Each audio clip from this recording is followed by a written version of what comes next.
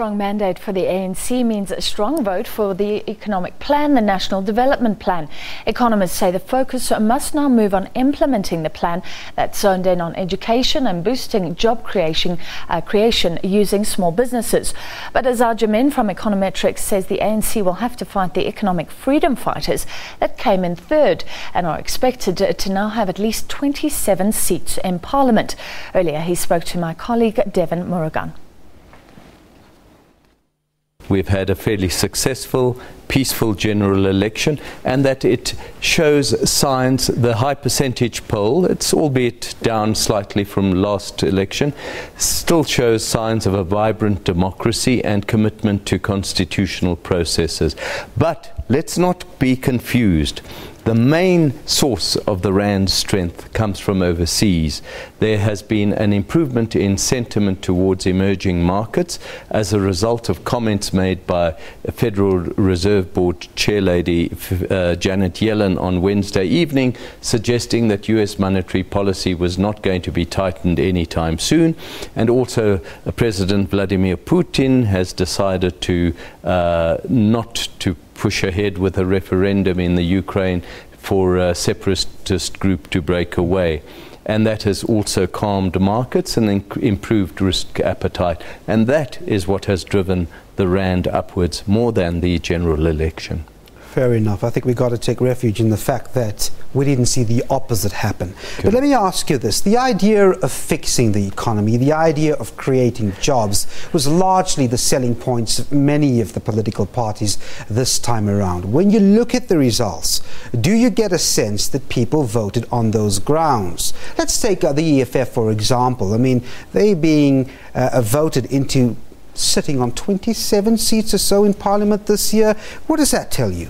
What it tells one is that there is a sizable minority of people in this country who are opposed to the kind of market-oriented economic policies that have underlined the economic policies of the past. It's not that it's been totally market-oriented. In fact, many business people feel that the government has been interfering too much and regulating far too much. But clearly there is a sizable minority who feel that that is not good enough, that we need even more government intervention, nationalization, expropriation of property to redress the inequalities of the past. Some of us know that those inequalities are a function of a lack of education and progress in education, but that for simpler members of the population, that logic doesn't seem to pervade, and they see the need to redress inequality as they put forward the concept of nationalization and expropriation as the way forward to do so. The National Development Plan, I mean, here's a plan that's been embraced by business, it's been embraced by investors, and you also have many of the people who perhaps went the other way from the ANC, that small minority, who shunned the National Development Plan. Now, what's the future or the fate of the NDP post-election? I mean, the ANC arguably might be in a bit of a tight position here because they could, some may say, have lost some votes due to that plan.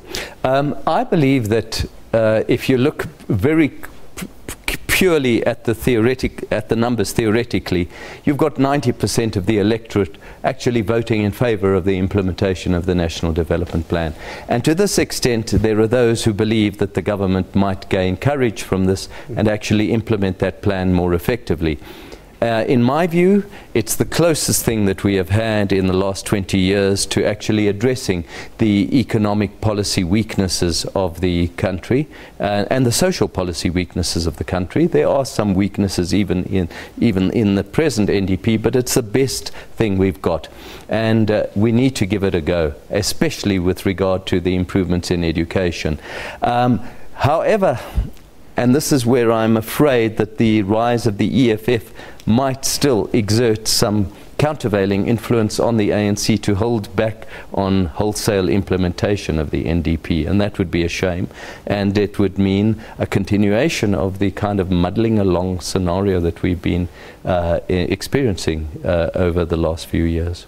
Doc, what's your expectation for the country's economic team, as it were, the economic departments, the Treasury? I mean, ahead of this election, a few months ago, we heard rumours about the Finance Minister, Pravin Gordhan, possibly vacating his position. We then see him on the list at number 13 on the national list, so it calmed down for a while. Your take on the future of this country's economic team after the election? Fortunately, I do believe that the National Treasury has an underlying strength. The people who are employed, it's one of the strongest, if not the strongest, economic department in the country. I think it would be a shame in terms of rattling some, causing some uncertainty and rattling some cages if Pravin Gordhan were not to follow up and remain as Finance Minister. He does exude a certain amount of fiscal discipline and rectitude that investors like to see. But there are, I suppose, other potential contenders who could surprise in the same way as we were surprised when Jill Marcus took over, when Tito Mboweni resigned, or his term of office ended at the Reserve Bank. So there is going to be uncertainty in coming weeks, but let's wait and see what happens. And by the way, I've also heard it said that Pravin Gordhan doesn't have any intention of vacating his position. Azar Jammine speaking to Devon earlier. AMCU leader Joseph Matunjwa has come out